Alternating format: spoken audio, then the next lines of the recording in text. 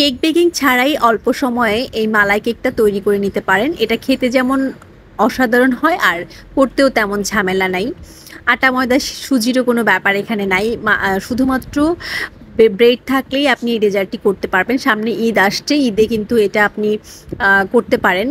বিভিন্ন ডেজার্ট কিন্তু আমরা ঈদের সময় খেয়ে থাকি, তো এটা কিন্তু অনেক বেশি মজার হয় আর আমার অনেক বেশি ভালো লাগে। আমার না, শুধু আমার বাচ্চা, আমার হাজব্যান্ড দুজনেরই। দেখুন, আমি অর্ধেক খেয়ে নিয়েছি আর বাকি অর্ধেক আমি আমার বাচ্চা আর হাজব্যান্ডের জন্য রেখেছি। মানে এটা অনেক বেশি মজা হয়। অবশ্যই এটা একবার ট্রাই করবেন, কারণ এটা খুবই সহজ। যারা রান্নাবান্না কিছু করেন না, করতে পারেন না, বা ফাঁকিবাজি রান্না করতে চান, তারা এটা একবার ট্রাই করবেন অবশ্যই অবশ্যই। কারণ এটা কিন্তু খেতে অসাধারণ হয় এবং একদমই ঝামেলা নেই।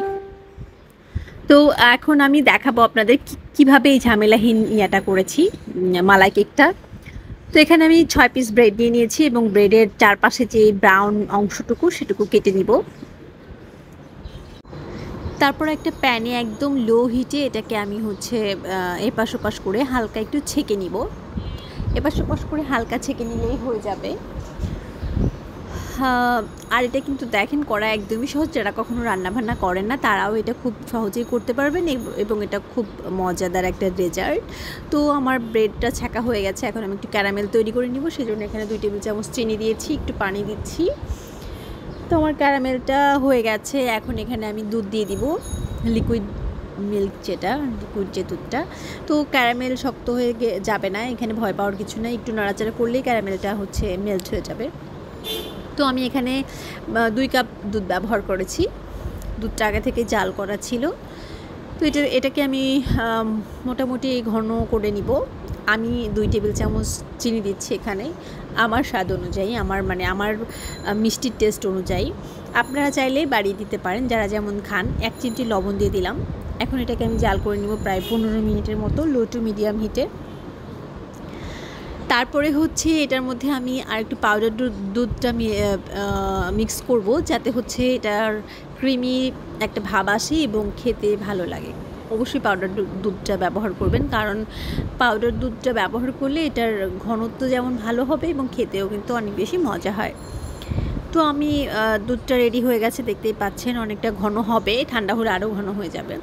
তো এখানে আমি একটা প্যান নিয়ে নিয়েছি, সেখানে আমি ব্রেডগুলো স্প্রেড করে দিচ্ছি। তিনটা করে আমি ব্রেড নিয়েছি। ব্রেডগুলো স্প্রেড করে দেওয়ার পরে গরম যে দুধটা, আমি সেই গরম দুধটাই ব্রেডের উপরে দিয়ে দিব। অবশ্যই দুধটা যেন গরম থাকে, গরম অবস্থায় দিবেন, ঠান্ডা করা যাবে না। দেখতেই পাচ্ছেন ধোঁয়া উঠছে, আমি সেই অবস্থায় দুধটা দিয়ে দিচ্ছি। এখানে সম্পূর্ণ দুধটা আমি দিয়ে দিচ্ছি, কারণ মালার সাথে মিক্স করে খেতে অনেক বেশি মজা লাগে। আর কিছু ড্রাই ফ্রুট দিয়ে দিচ্ছি, যেমন কিশমিশ দিয়েছি এখানে। কিশমিশটা আমার বাচ্চা পছন্দ করে, সেজন্য আমি এখানে বেশি করে কিশমিশ দিয়ে দিচ্ছি।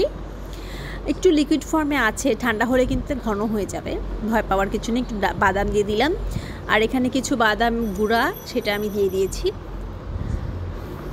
দেখতে পাচ্ছেন কত সুন্দর হয়েছে। এখন একটু ঠান্ডা হলে একটা র্যাপার দিয়ে পেঁচিয়ে নর্মাল ফ্রিজে 2 ঘন্টার জন্য রাখবো, কারণ এই ধরনের ডেজার্ট একটু ঠান্ডা হলেই খেতে ভালো লাগে। সেজন্য আমি নর্মালে 2 ঘন্টার জন্য রাখবো। আপনারা ঈদের আগের দিন করতে পারেন, ঈদের আগের দিন করে পরের দিন সার্ভ করতে পারেন, সেটা কিন্তু আরও বেশি মজা হয়। তো আমি এটা বানাচ্ছিলাম আর আমার বাচ্চা খাওয়ার জন্য পাগল হয়ে গেছিলো, তাই আমি বেশিক্ষণ রাখতে পারিনি। তো এখন আমি ফ্রিজ থেকে নামিয়ে র্যাপারটা সরিয়ে আপনাদের পরিবেশন করে দেখাচ্ছি। দেখতেই পাচ্ছেন কতটা ইয়াম্মি হয়েছে দেখতে, খেতেও কিন্তু অনেক বেশি মজার হয়। তো মালাইটা আমি উপর দিয়ে দিচ্ছি।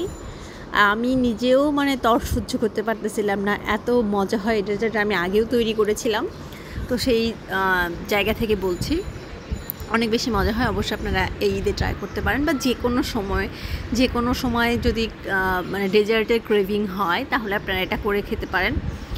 অসাধারণ হয়, জাস্ট অসাধারণ। দেখেন, আমি পুরো অর্ধেকের মতো আমি খেয়ে নিচ্ছি, আর বাকি অর্ধেকটা আমি আমার বাচ্চা আর হাজব্যান্ডের জন্য রাখবো।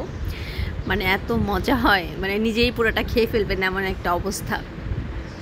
অবশ্যই একবার বাসায় ট্রাই করবেন কিন্তু, কারণ এটা কিন্তু খুব মজা হয় আর একদমই ঝামেলা হয় না। ঝামেলা ছাড়া আটা, ময়দা, সুজি, কেক বেকিংয়ের কোনো ঝামেলা নাই।